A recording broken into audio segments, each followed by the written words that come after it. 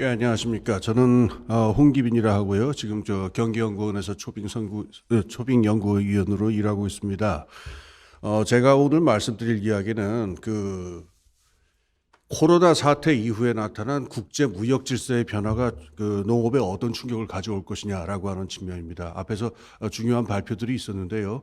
지금 코로나 사태가 어떤 중장기적인 영향을 미칠 것이냐라고 하는 것에 대해서 그동안 굉장히 여러 가지 어떤 추측과 뭐 영어로 스페큘레이션이라고 하죠. 추측이라든가 어떤 추론 같은 게 많았었는데 지금 윤곽을 드러내고 있는 코로나 이후에 세계상에 있어가지고 처음에 예측했던 것보다 상당히 심각한 충격이 나타날 것이다라고 좀 보는 견해가 많아요. 특히 가장 중요한 게 세계 무역 질서에 가져오는 충격이 있을 것이다라고 하는 겁니다.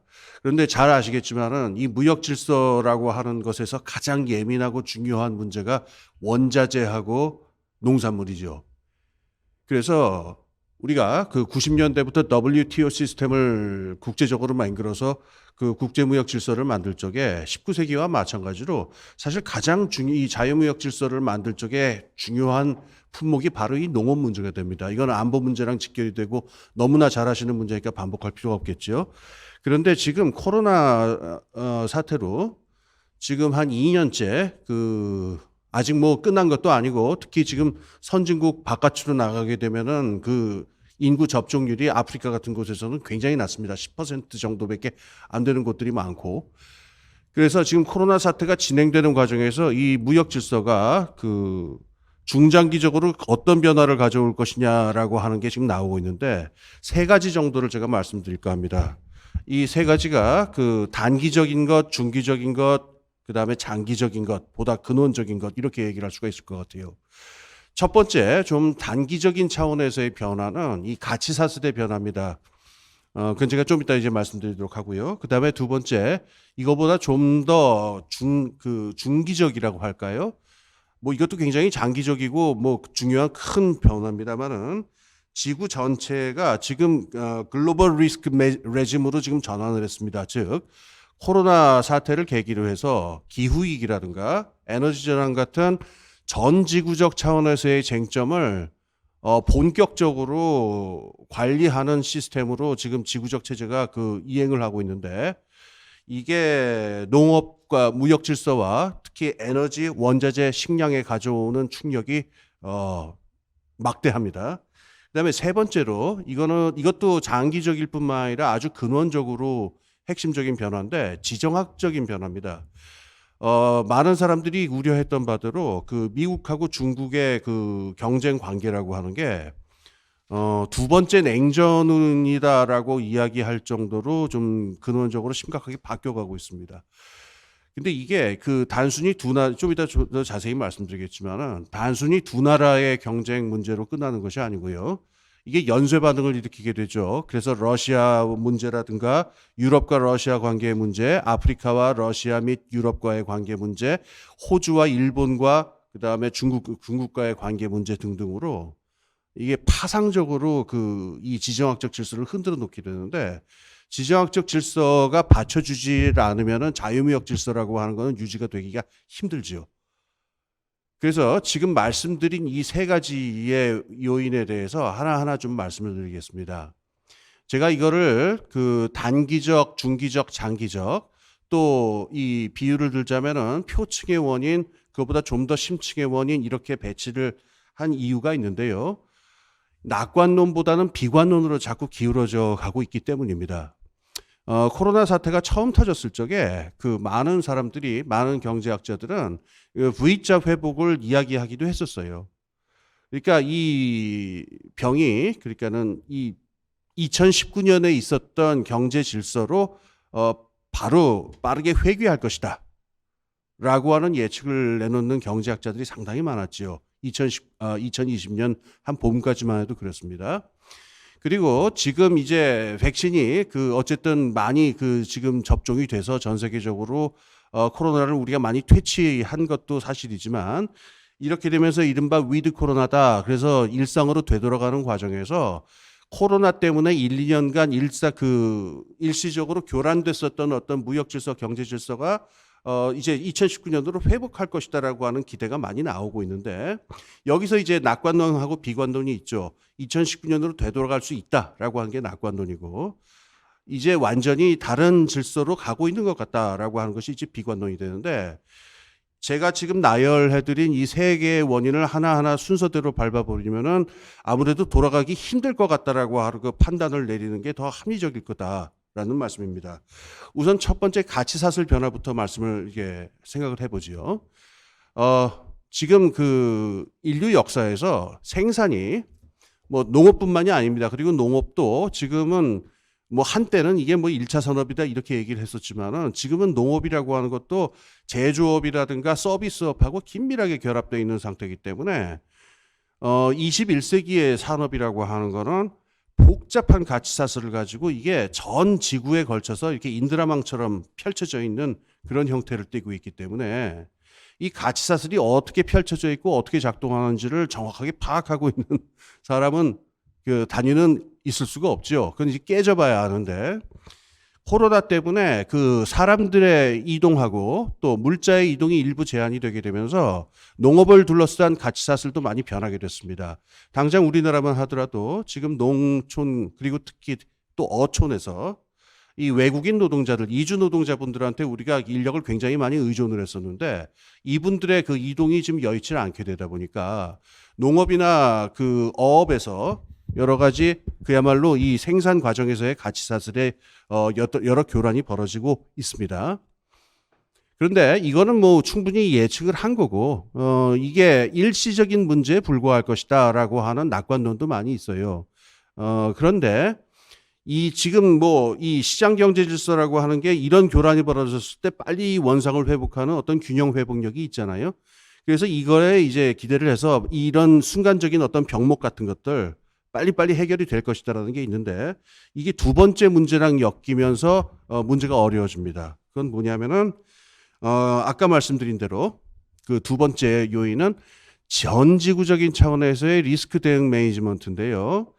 그 전까지 그러니까 21세기 들어와 가지고 그 일국 단위에서 다룰 수 없는 종류의 위험, 이런 것들에 공동으로 대처하자라고 하는 이른바 글로벌 가버넌스, 전지구적인 가버넌스라고 하는 것이 얘기가 있었긴 했습니다만은, 그게 주로 어떤 의제에 제한이 됐었냐면은 전쟁 문제라든가, 그다음에 21세기 들어온 다음에는 테러와의 전쟁 문제라든가 이런 군사안보적인 문제들에 주로 국한이 돼 있었는데, 이 코로나를 계기로 해가지고 이 지금 전 세계의 모든 그 나라 그 국가의 엘리트, 지배 엘리트들이 글로벌 리스크라고 하는 것이 테러리즘이라든가 전쟁 안보 문제만이 아니라 굉장히 다종다기하고 근원적인 것들이 지금 다가왔다라고 하는 인식이 확산이 됩니다.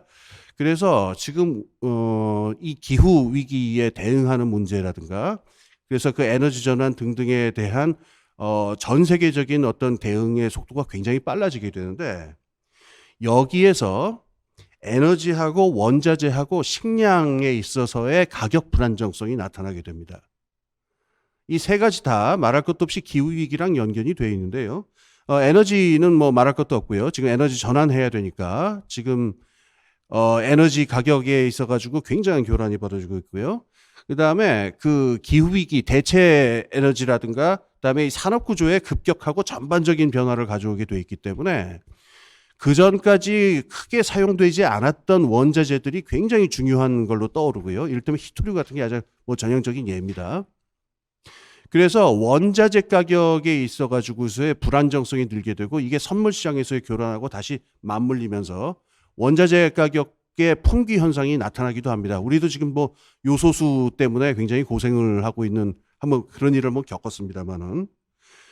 그리고 지금 이 식량 문제가 특히 지금 이 심각합니다. 이미 2007년부터 그 메릴 린치 보고서로 제가 기억을 하는데, 애그플레이션이라고 하는 말이 등장을 했었죠. 이 농업으로 인한 인플레이션이 나타날 것이다라고 하는 이야기가 2007년부터 있었고, 그래서 2008년 경제 위기 이후에 사실 식량가 그 전 세계 그 식량 시장에서의 그 가격 교란이라고 하는 거는 2009년, 2010년부터 벌어졌었고 지금까지 쭉 이어지고 있죠.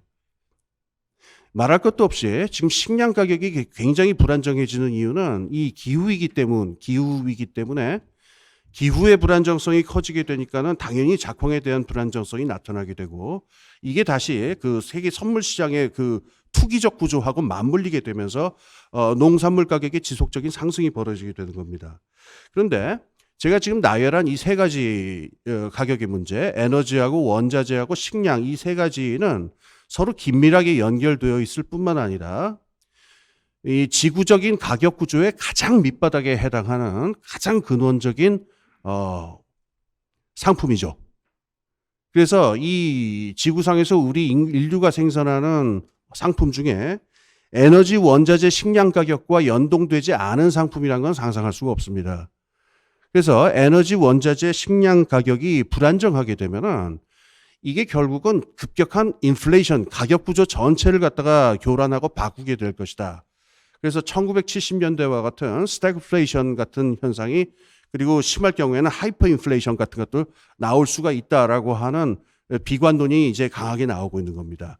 그래서 첫 번째 말씀드린 가치사슬의 그 회복이라고 하는 것이 시장 회복력이 지금 작동하는 단계가 아니고 에너지, 원자재, 식량이라고 하는 가장 근원적인 차원에서의 가격의 불안정성이 등장을 했기 때문에 70년대에 우리가 겪었었던 것 같은 일이 벌어질 것이다.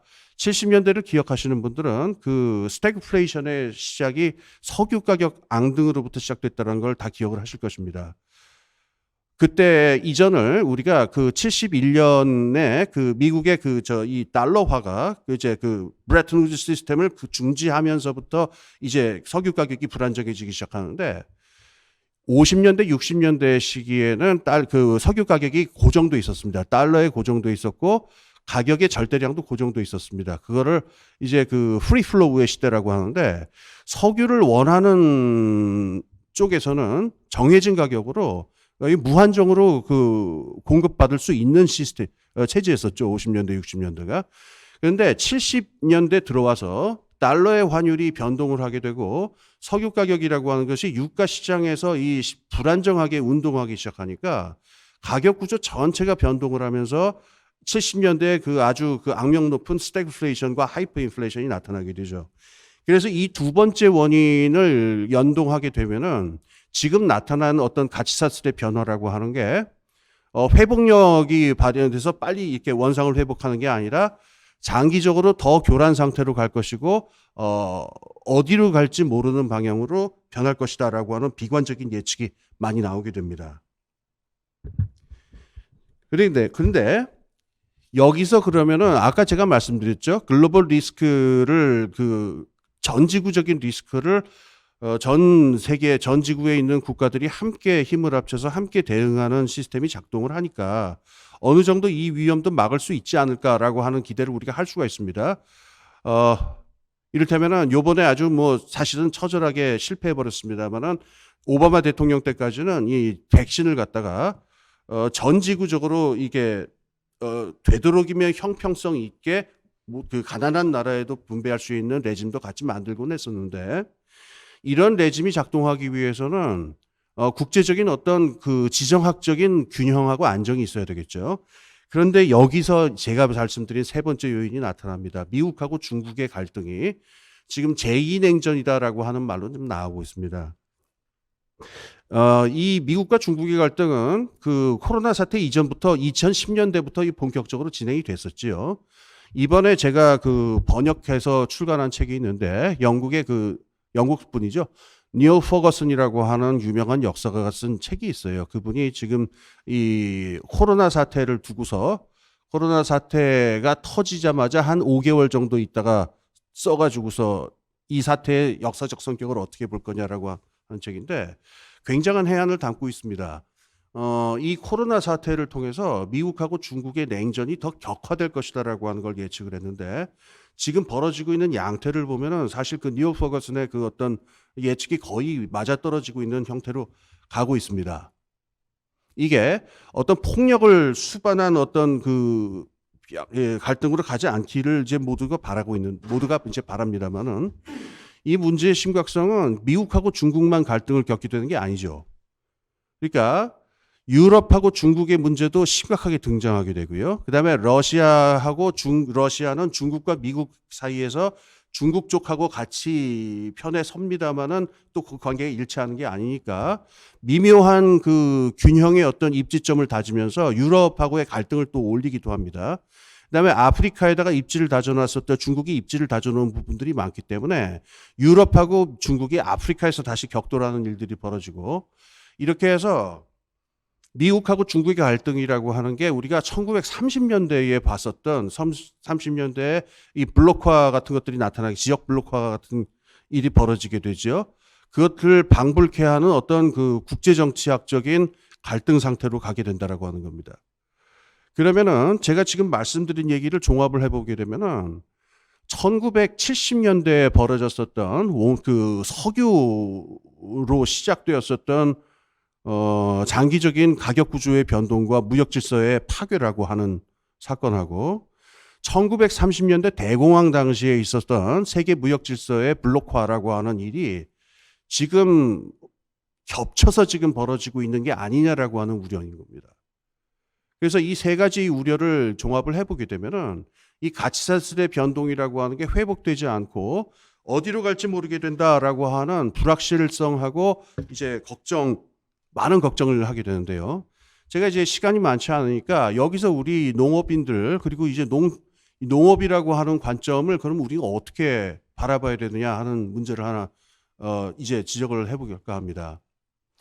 거두절미하고 저는 제일 걱정되는 게 이렇게 발생하는 농업의 수많은 불확실성과 리스크를 이 농민들이 다 개개인들이 다 떠안게 되는 게 아닌가라고 하는 두려움이 저는 제일 큽니다.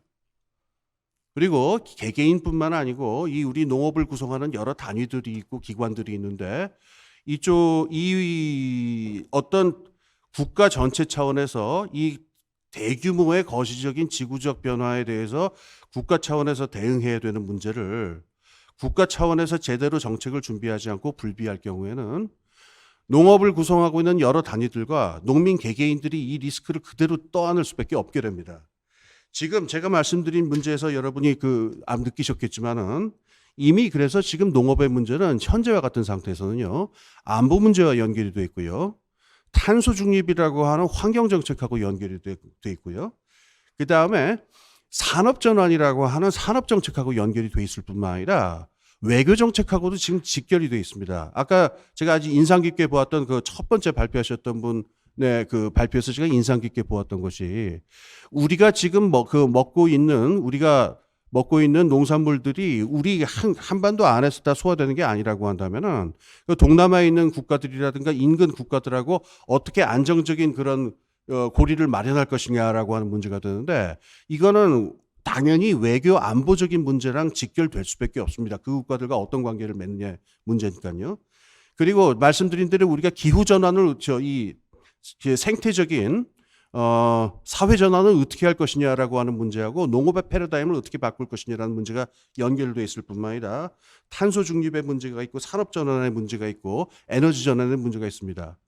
그래서 지금 이 포스트 코로나라고 하는 상황에서 지금 에너지하고 식량하고 원자재라고 하는 거는 서로 뗄 수 없는 어떤 관계로 맞물리면서 지금 국제적인 어떤 불확실성의 근원적인 이 어떤 문제의 근원이 되고 있다는 점을 볼 때 국가 전체 차원에서 농업 문제를 농업만으로 보지 말고 이 새롭게 나타난 국제적인 무역 질서 속에서 근원적이고도 장기적이고 아주 체계적인 대책을 함께 세워서 이걸 국가 전체의 문제로 함께 풀어가야만 우리 농업도 우리 농민들도 그다음에 우리 대한민국 국민들 전체도 더 그 밝은 미래를 볼 수 있지 않을까 싶습니다. 예, 이것으로 제 말씀 마치겠습니다. 감사합니다.